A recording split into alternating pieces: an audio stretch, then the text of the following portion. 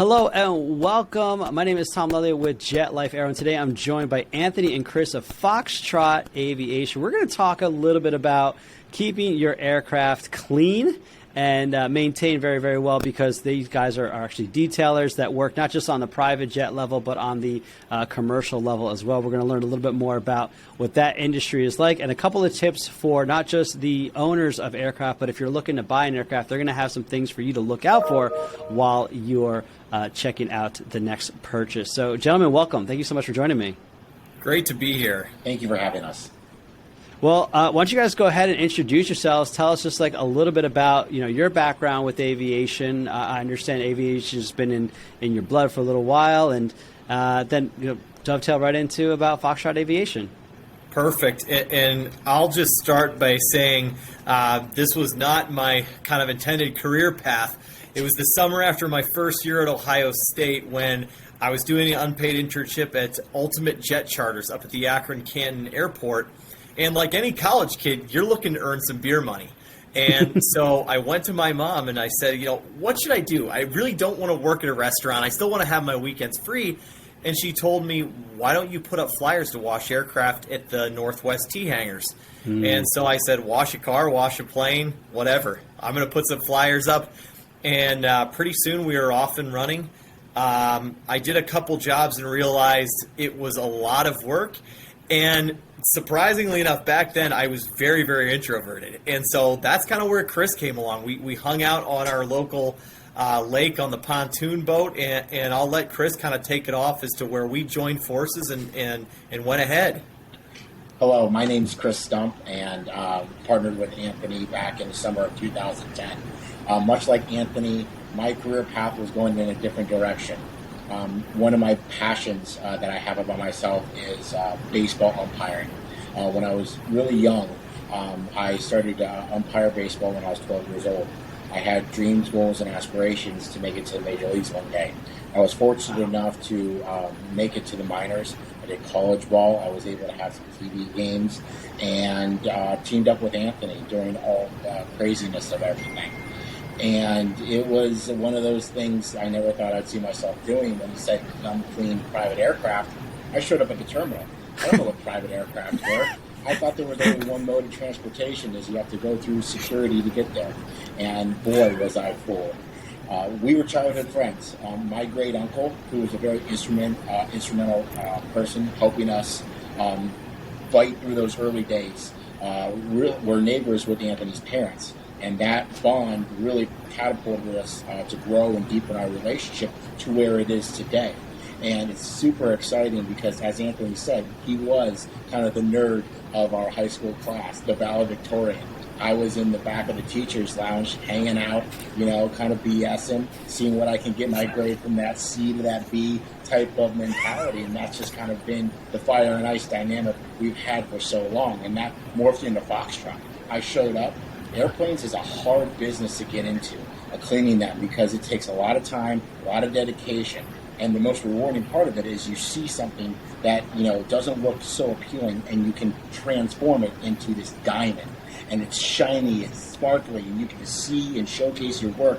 And that's what hooked me on it, along with having fun out in the hot summer days of the T hangars with no air conditioning, just living life, being a couple college kids. Huh. That's awesome. I would love to hear a little bit more about those early days. I've got a 13-year-old son, and I've actually had a lot of people hit me up on Instagram being like, hey, how do I get into washing planes? I'm a detailer.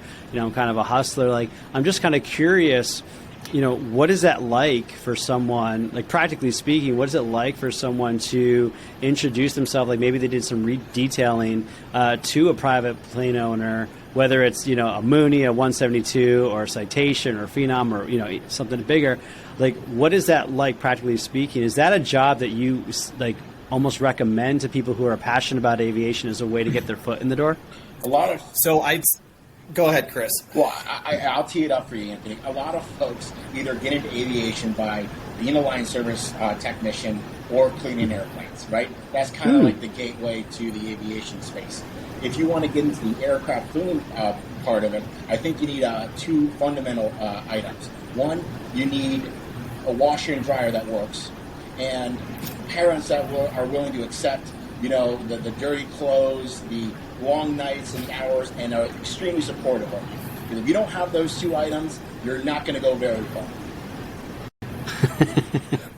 Following up on that, and to provide a little more context, I'd highly recommend it as a way to get in the door. If you're at a flight school, doing it on the side.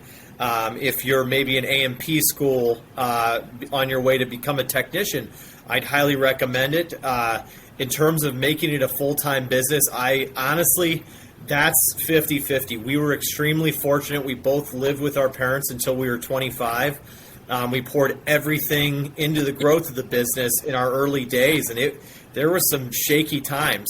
There's not a lot of volume in private aviation. You can charge quite a bit, but that makes it very difficult. And so it takes a lot of chutzpah to make it in the private detailing space. You just gotta monopolize your market and really have everybody. And even then, sometimes, unless you're in a major market, it's hard to expand to that second market because so much of it is personality driven, so much of it is relationship driven. There's lots of pros but lots of cons. Wow, I really appreciate that balanced view of it because a lot of people are like, yeah, I do detailing, I'm just going to go to jets, and there's a lot of obstacles. There's insurance to think about, there's clearances to get on the runway to think about. There's a lot of little ticky-tacky things that will stand in your way, and if you're not mentally ready and set up for it, it's going to be really hard. Now, you guys made the shift from the private sector into commercial, and that's kind of where things started to take off. Is that right? That's correct. We still love and we're still looking for strategic growth opportunities in the private space, but we're scaling really rapidly in terms of our commercial aircraft cleaning for 121 characters with brands that anyone would recognize. Oh, wow. Okay. So tell us a little bit about that. Maybe you start off by talking about when you say 121 carriers and what does that even mean? I think most people understand a Part 91 or a 135. So a lot of numbers in aviation you can find out. 135, 121, 91. No, so the 121 carriers are just your airlines that you see, whether it's a Spirit, a United, even down to the sister companies of, American, PSAs and Envoys. And that's what airline means. So the service we provide for the 121 carriers we are located strategically at several cities across the United States. And when those aircrafts run, so remain overnight, our teams come in usually around 10 or 9 or 10 o'clock local time, and we will perform a checklist of cleaning. Some carriers mandate that we do it X, Y, and Z. Others have a different set of standards. And whatever carrier we perform for, we follow that checklist. And we perform interior heavy cleans. So basically, we touch every square inch of the cabin, from the galleys to the toilets, pulling out the carts, taking the trash bin out, and actually going inside and cleaning out where the garbage can liner lies, going into the flight decks, cleaning out the cup holders, removing the trash, gum on the floor, we take it out. Our goal is to add value to that customer that's coming on that next day with a right start aircraft. So right start meaning the first flight of the day, to have a clean, a pleasant experience, because nobody knows exactly how an aircraft flies. Nobody cares. All they care about is they come in and they want it to be safe and they want it to smell clean. And if we can provide that second aspect, performing our services safe and giving them a clean environment to get to their destinations, we're adding value not only to the carrier but to the passengers as well. Yeah. I've got two questions. One question is, I'm kind of curious, do you guys have kids? Yes. I just had, I have a 1 month old. Awesome. That's wow, fantastic. I love it. So I have and I've got 5 kids, and I also have a minivan, and they all play soccer. And if you came out to check out my van and were to detail my van, I had a guy quote me once. He's like, "Yeah, I do detailing, full detailing. All the work's about $100." I'm like, "Great." So he's like, "Send me pictures of your minivan." So I send him pictures of my van. He's like, "Actually, it's going to be about $200, and I don't even think I I'm like, great. So my question to you guys, on a scale from Tom's minivan to pristine like a hospital, I'm just kind of curious. When you get the majority of airplanes, how clean are they in general? I'm just kind of curious, like if flying around in the skies is a place where human beings tend to be pretty unclean. So I'll just say that it's really a full spectrum. You can get both private aircraft and airliners. You can have them come in, 2 crumbs away from immaculate, and then you can have it where, each of our teams has actually a biohazard kit where our team can go in with PPE, personal protective equipment, and also they have bags where they can safely dispose of anything that might be involved in the cleanups of bodily fluids. On airliners in particular, we found diabetic syringes. There's a lot of safety aspects that go into this. So it completely ranges. It goes for both private aircraft and commercial aircraft. You'll get some nice and some not so nice. Yeah. Do you guys have any interesting stories of weird stuff that you have found in your journeys? Yeah, we found I think $2,000 of cash. We were doing a sports team that was coming into a city, and one of our team members said, pulled out this wad of money, and it was this gentleman's per diem that was on a professional athlete. That was a crazy one. iPads, wallets. I mean, there's a whole slew of items that we found. We found controlled substances numerous times on commercial aircraft. We found on both sides, private and commercial, we found passports, wallets, really anything you can imagine. Just depends on what rating we want to give this movie, I guess. Yeah, right, exactly. No, I hear you. And this might be totally unrelated, and you might not have an answer, but I just saw a meme that was kind of going around. Have you noticed, and do you know anything about the background of, some of these airlines, like American Airlines, I think was one of them, they actually don't have a numbered 13th row. Some of them don't have like a 14th row as well. Have you guys seen that, or can you speak to that anyway? I'm just kind of curious because it was just recently in my travels. Yeah, I've actually seen the meme. Every time I go to look at it, I'm always dealing with probably something else. I'm actually at a location tonight that I'm going to be doing an audit at, and I'm going to be looking at the 13. I'll follow up with you because what I'm auditing tonight are Embraer 175. So if that line or that carrier is missing one, I will let you know. Yes, please do. That's awesome. Great. Well, is there anything else you want to tell us about your overnight cleaning? Kind of like a unique value add proposition that you guys have as Foxtrot. Like, what makes you unique in the space? And I'm kind of curious, how big is that space? I mean, are you guys competing against, these big guys with huge contracts, or is it mostly just a bunch of little guys? Like, what does that space look like, and what is Foxtrot Aviation's place within that arena? Sure. So in the regional air carrier world, we are competing up against mom and pop businesses with, 50 to 100 employees. We're at 250 employees and growing at about 60% a year. We obviously have aspirations to be a service provider for mainline air carriers, in which case we will be going up against big airport names like Swissport, Unified, Prospect Aviation. Wow. All the types of vests you'd see at a Chicago Midway, at an Atlanta, at the biggest airports. So we're definitely starting to compete with the big dogs, and we're really excited about that. In terms of our value proposition, I think coming from the private aviation space and having that detail orientation absolutely gives us a competitive edge when you're competing against what I would call our glorified staffing companies. We are very passionate about the end result that we deliver. And the second piece of that puzzle is we're very, very passionate about developing our staff.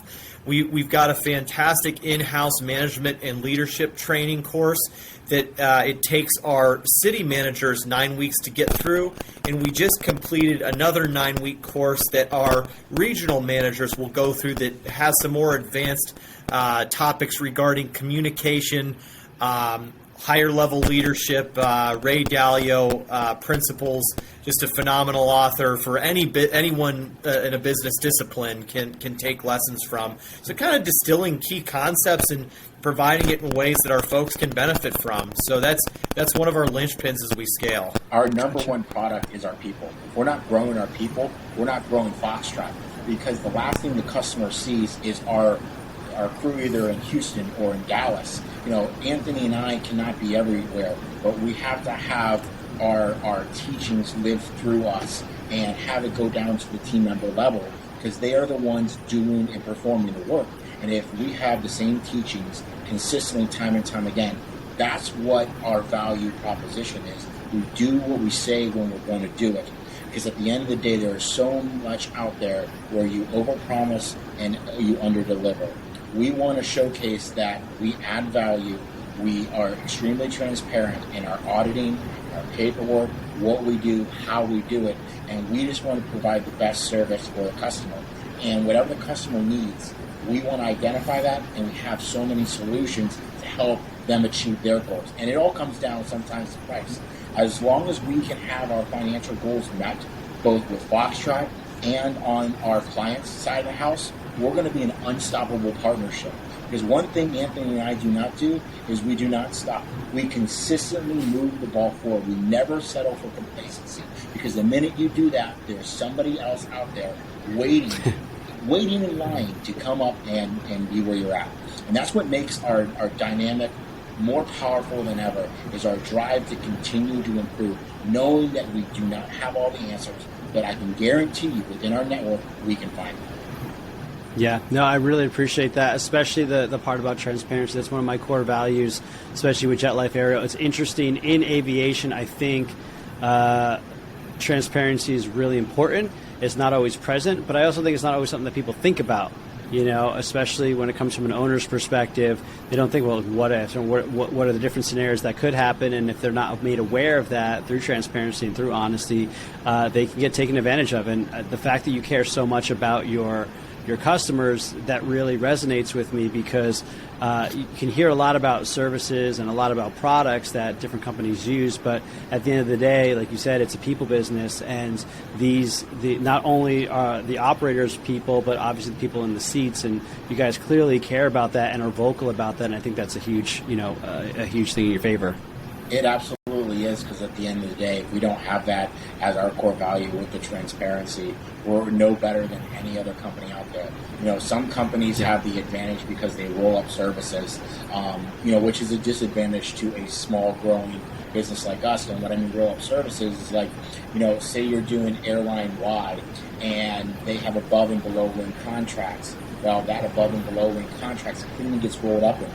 So it's not its own contract to bid necessarily, and that needs and that has Anthony and I kind of focusing on where's our advantage, how can we get an angle on that, and that will slowly, giving the companies an opportunity to showcase our value by giving them education. That's the most important thing I think anybody can do, is educating your clients on your ways, how you do things, how the industry does things. Because sometimes you get so segregated in your own mindset that, we put on blinders and we don't really look to the right and left. We just look down the narrow hallway, and with us, we come in and we want to educate you.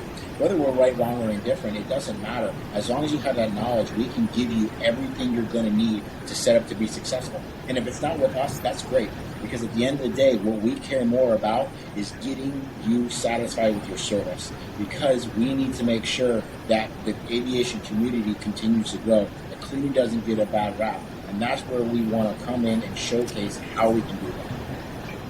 Is there a bad rap for the cleaning partners that a lot of aviation companies work with? I say that there are some, when it comes to certain products, miracle products, if you will, that you put one application on and all of a sudden all your problems go away. It's like with anything. The best advice I can give to any jet owner out there, operator, is if you do a little bit each time, it's going to pay off in the end. What we recommend is quarterly service, interior, exterior detail. If you have bright work, get it polished, and then put a good coat of wax on twice a year. If you can keep up with that regimen, that is going to prolong your aircraft more than any one hit wonder product will ever do. And that's both on the 121 side and on the commercial side. I love that. So pivoting into tips for owners, one of the first tips you recommend would be for quarterly service. I love that. What else, Anthony? What maybe one tip you would give to current jet owners and how to maintain their aircraft? So it's like anything, whether you're having your pilots wipe the aircraft down after each flight, or you have an in-house individual that does the maintenance and cleans the aircraft, or you're contracting a company like ours, just make sure there is a plan to take care of the aesthetic of the aircraft, because a good paint job, even on a light jet, you're looking at 70, 80 grand. In the heavy jets, you're looking into the 250, 300,000 for the Gulfstreams Globals. It's an asset that needs to be protected. Same thing for the interior. I mean, refurbishing an interior is 80, 90,000 on a light jet to do it right. And so protecting that piece of the puzzle is just really important for the longevity of the materials. And again, not saying that we'd have to do it as a contractor, but just make sure that there is attention being paid, because on the interiors, you do 500 hours and 250 cycles, stuff's going to rub off folks' jeans. Your oils are going to sink into the leather seats. The airplane sits out for a couple days. There's going to be deposits from the atmosphere that start to sit on that paint that need removed every once in a while. So it's just, with any asset, as you use it, it's a piece of the maintenance puzzle for sure. And it often gets overlooked because it's not inexpensive to do, whether it's in-house or contracted. It's not inexpensive. But like anything, an airplane is an investment, and this is a key piece of the puzzle.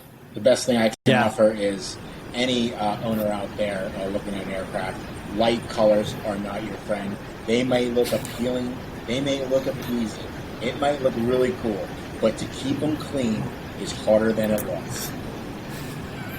I appreciate that. I'm kind of curious, for you guys, on the outside, so light colors on the inside I totally get, but on the outside, do you guys personally, do you like the dark, like Batmobile kind of jets when they're mostly like blacked out, almost like a Kid Rock kind of a jet? Or do you prefer them to be the Matterhorn white as of standard and just some cool swirlies around? So I like Gulfstream's OEM paint job with the kind of the coloration on the front and top of the fuselage by the cockpit that swoops back. And then I just saw a Citation Mustang actually painted in Embraer OEM, where there's a nice silver streak. It's a dark underside, so it'll hide a lot of the sand or whatnot that we get kicked up from landing gear, oil that comes from engine. But I believe it's the Phenom 300 OEM paint job, and it's clear coated, so that lowers maintenance even further. But I love the design on both that Embraer OEM, and then I see everybody, because I know Dumont Jets for a while was doing all their airplanes in the style of the Gulfstream OEM, just with red for their branding. Oh, nice. I would say the biggest thing is that Matterhorn white's good for me, because when you're gonna buff it or when it simple, oxidize, it's easy. Classic. Yeah, it's classic. And here's the thing: resale value. Come on. Ask a maintenance technician, to match the paint of a complex paint job when you're putting back the rivet heads. Forget it. That's a disaster within itself. So it might look cool, but understand, if it looks cool, that first C check, you're done. Yeah. If it looks cool, it's going to cost a lot. If you have that money in the bank, God bless you. Good for you. I love that. Well, let's wrap it up for some tips for buyers. So if you're looking at, now I know you guys, or actually two quick things. First of all, you guys are use private aviation in your own business a little bit, because you guys fly a moon. I guess one of you is a pilot, both of you are pilots. And can you talk a little bit about private aviation for your business? It's not just about the luxury Gulfstreams and you're chartering, you're flying out, on a Phenom, for your business. But what has private aviation done for your business, and what does that look like?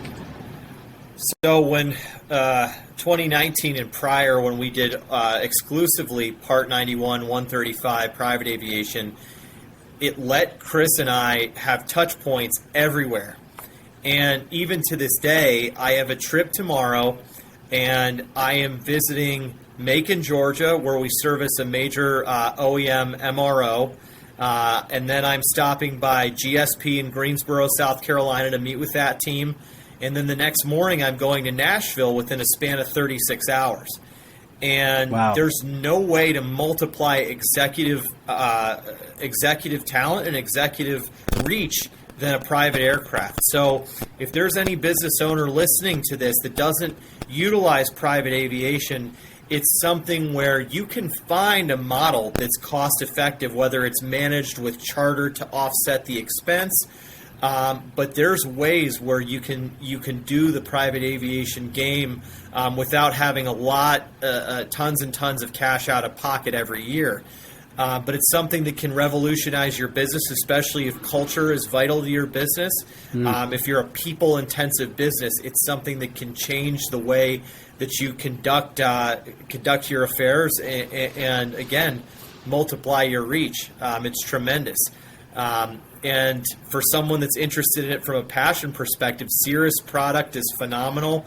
The updates in avionics to make flying easy and safe with the parachute system is fantastic.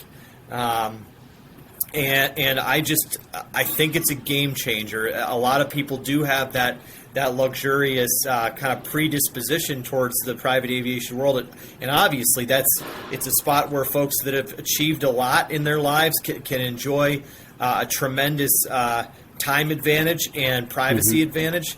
But it's something that should be used toward productivity as well. Sure. No, I appreciate that.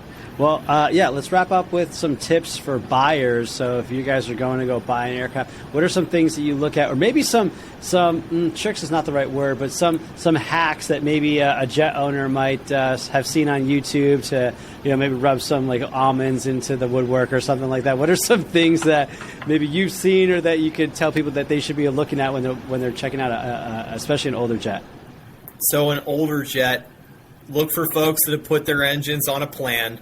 Right, from that tells me you're investing in your airplane and you've got an eye toward the future.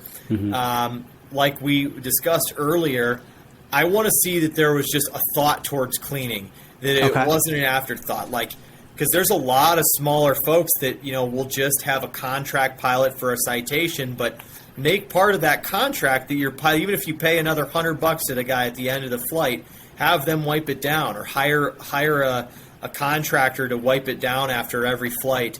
Some other things that I'm looking for is just any kind of investment, right?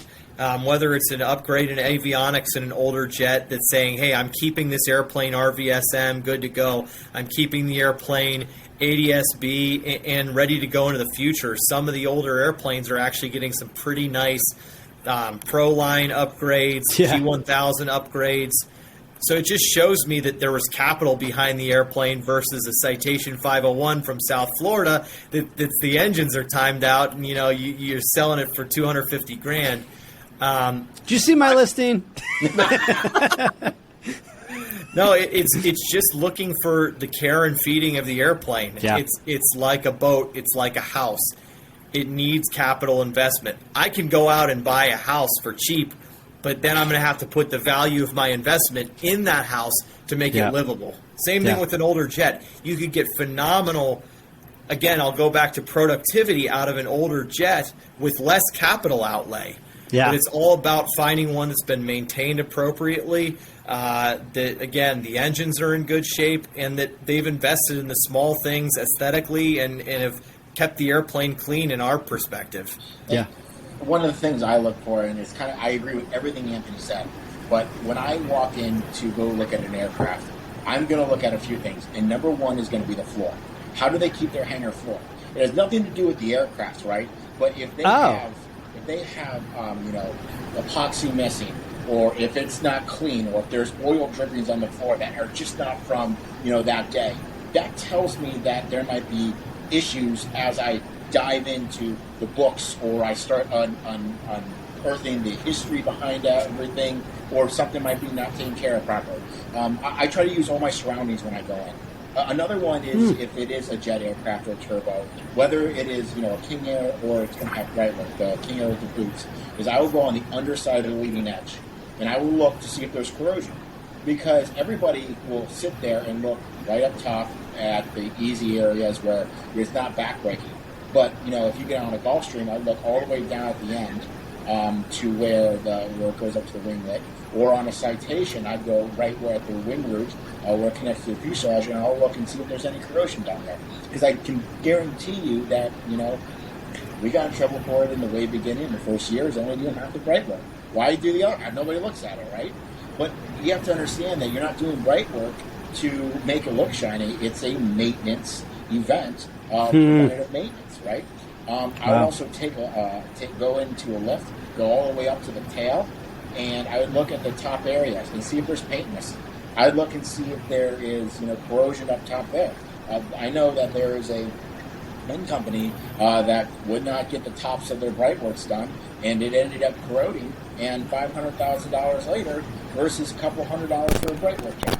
Right, so there are things that do have consequences, and that's kind of what I look into. And kind of the last thing going around to the hangar floor is whoever's there, if you're viewing this aircraft at an FBO, or you're there, solo with a representative, I just ask, tell me about this guy who owns this aircraft. Ask him, do they take care of it? Do they wipe it down?